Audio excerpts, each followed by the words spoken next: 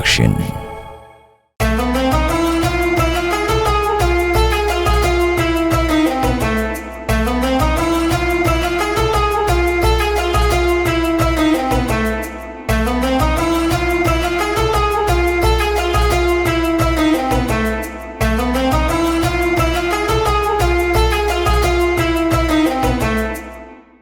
يا الله سلام زنتنا بركاته بእናንተ ላይ ሆኖ ወደ ተመልካቾቻችን እንሆ ረመዳንን ያገባደድን ወደ መጨረሻዎቹ እየተጠጋን ያለነው እንግዲህ እስካሁን በነበረን ቆይታዎች በጣም ብዙ ሐሳቦችን ወደ እናንተ አድርሰናል። ዛሬ ላይ ምናልባት ረመዳን ላይ ወሩን ሙሉ በጣም በብዙ ጫናዎች ውስጥ በብዙ መሰናክሎች ውስጥ ያለፋችሁ ካገራችሁ ወጣችሁ የተለያየ ዓለም ላይ ያላችሁ በተለያየ ሁኔታ ውስጥ የምትጾሙ እህቶች አላችሁና ከናንተ ጋር የተለያዩ ሐሳቦችን ለማንሳት ነው።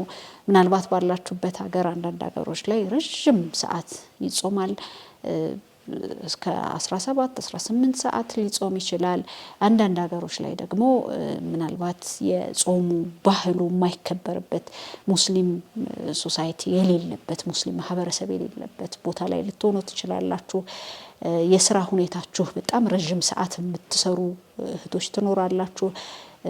ወደ አረቡ አገርም ላይ ደግሞ መጥታችሁ ቀኑ የሚተኛበት ለሊቱ ላይ ሀይ የሚኮንበት የሙቀትም የኑሮም ሁኔታ ያላችሁበት ኤሪያ ላይ ትኖራላችሁ። በዛ ሰዓት እናንተ ቀኑን ያበሰላችሁ ለሊቱን ደግሞ ያው ሰላትም ተራዊህም ምንም ይኖራልና ከዛ ጋር የረመዳን ፕሮግራሞቻችሁ በጣም እየተዛቡ ያሉ እህቶች እንደምትኖሩ እረዳለሁ። በተለያየ ዓለም ላይ ያላችሁና ምናልባት እንደያላችሁበት ዓለም እንደያላችሁበት ቦታ አላህ Subhanahu Wa Ta'ala የሆነን ባሪያ የሆነ ቦታ ላይ ሲያስቀምጠው በልኩ ባለው የኢማን የጥንካሬ ልክ እየፈተናችሁ እንደሆነ በጣም ከባድ ፈተናዎች ውስጥ እየገባችሁ ከሆነ ፈተናችሁ በልካችሁ እንደሆነ መጀመሪያ ልትቀበሉት ይገባል። ምክንያቱም አላህ Subhanahu Wa Ta'ala ባሪያውን ከልኩ በላይ አይፈትነውም፣ በልኩ ነው የሚፈትነው። ያላችሁበት ሁኔታ እናንተ ተወጡታላችሁ ብሎ አላህ Subhanahu Wa Ta'ala በልካችሁ ነው እየሰጣችሁ ያለውና እዛ ቦታ ላይ ጠንከር ማለት ሊፈልግ ይችላል። ልክ ነው። የሆኑ ጫናዎች በጣም ከአቋማችን ሊያወዛግቡን ይችላሉ። እዛ ቦታ ላይ ረግጠን እንዳንቆም እንዳንጠነክር ሊያደርጉን ይችላሉና እነዛ ኤሪያዎች ላይ ግን በመጀመሪያ ደረጃ ሁኔታውን መቀበል ይፈልጋል። የሄዳችሁበትን ሁኔታ ያላችሁበትን ሁኔታ መቀበል ሊፈልግ ይችላል። ከዛ ውጪ ባለ ሁኔታ ውስጥ ጫናዎች ስለሚኖሩ ማህበረሰቡ ላይ የሚያሳያችሁ አክት ሊኖር ይችላል። ካለባበሳችሁ የምትሰግዱበት ሁኔታ ላይ የሚችልበት ቦታ ላይ ሆናችሁ የምትጾሙ ሰዎች ትኖራላችሁ። ረጅም ሰዓት ላይ ደግሞ በስራ ላይ ሆናችሁ ስራችሁ ረፍት የማይሰጣችሁ ሰዎች ሆናችሁ ደግሞ እዛው ላይ ጾመኛ ልትሆኑ ትችላላችሁና አላህ Subhanahu Wa Ta'ala ሁላችሁንም በያላችሁበት ቦታ እንደው አጅራችሁን እጥፍ ድርብ አድርጎ እንደሚከፍላችሁ እያሰባችሁ ንያችሁን እያስተካከላችሁ ከአላህ ጋር የምትገናኙበት ወር ሊሆን ይገባል ነው። በዚህ ወር ውስጥ ግን ብዙ ጊዜ የምንወስዳቸው ወይም ደግሞ የምናጣቸው ነገሮች አሉ። እዚህ ወር ላይ ሆነ አንዳንዴ ያንን ማህበረሰብ መስለን ያለንበትን ችግሩን አዳፕት አድርገን ከችግሩ ጋር ተመሳስለን ከረመዳን የረመዳንን ጀው ወይም የረመዳንን ስሜት ሳናመጣው ረመዳናችን እያለቀ እየወጣ ይመጣልና በተለይ አሁን ያለነው የመጨረሻው 10 ቀናቶች ላይ ነው ያለነውና እንደው እስካሁንም ብዙ ያልተጠቀምንበት ካላችሁ እንኳን አይደለም ከሀገር ወጣችሁ በብዙ ችግር ውስጥ ያላችሁት ቀርቶ አገር ውስጥ ሆነን ቤታችን ሆነን እየጾምን ባለንበት ኮንዲሽን ረመዳንን ብዙውን ሳንጠቀምበት እስካሁን ያለፈው ጊዜ አልፎ ሊሆን ይችላልና አሁን ላይ ቆም ብለን ያሉንን እጅግ ጥቂት ቀናቶች 10 የማይሞሉ እንኳን ጥቂት ቀናቶችን በአግባቡ ልንጠቀምበትና አላህ ጋር መታረቂያ ልናደርግበት ይገባል ነው። አይታወቅም አላህ ጋር ለኛ የትኛው ቦታ ላይ ወይም የትኛው ቀን ላይ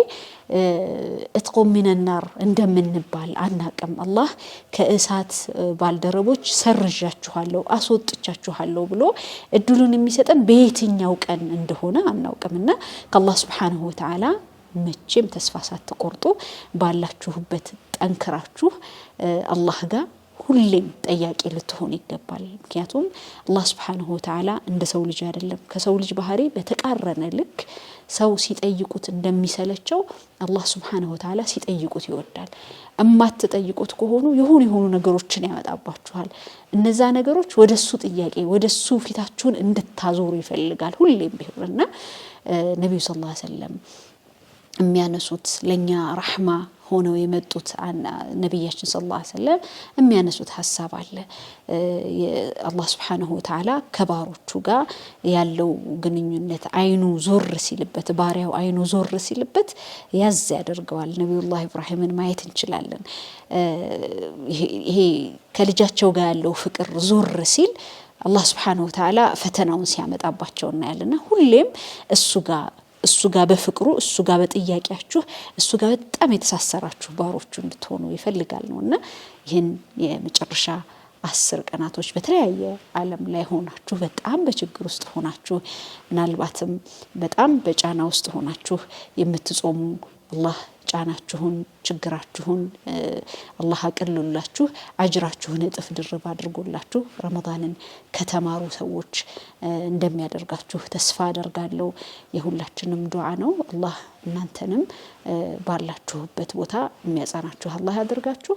የመጨረሻው የረመዳን ጥቅል ሐሳቤ ጋር ከዱዓ ጋር ይሄን ጫናችሁን አላህ Subhanahu Wa Ta'ala እንዲያነሳላችሁ ከጫና ውስጥ አላህ እንዲያወጣችሁ ጫንቃችሁን እንዲያጸናላችሁ ሁሌም ቢሆን ዱዓ ልታደርጉ ይገባል ነው። ሁላችሁም በስደት ላይ ላላችሁ ወገኖቼ እህት ወንድሞቼ በተለያዩ ዓለም ላላችሁ እቺን ዱዓ በሏት። اللهم إني أعوذ بك من دلع الدين وغلبة الرجال اللهم إني أعوذ بك من دلع الدين وغلبة الرجال الله ሆይ ከእዳ ሸክምና ከመሰደድ በአንተ ተጠበቃለሁ የሚለውን ዱዓ ደጋግመን እናድርግ። አላህ ለችግሮቻችን መፍትሄ ያመጣልናል። የረመዳን የመፍትሄም የዱዓ መቀበያም የዱዓ ማድረጊያም ወር ነውና ይሄንን እድል ልንጠቀም ይገባል ነው። የአላህ ሰላም በእናንተ ላይ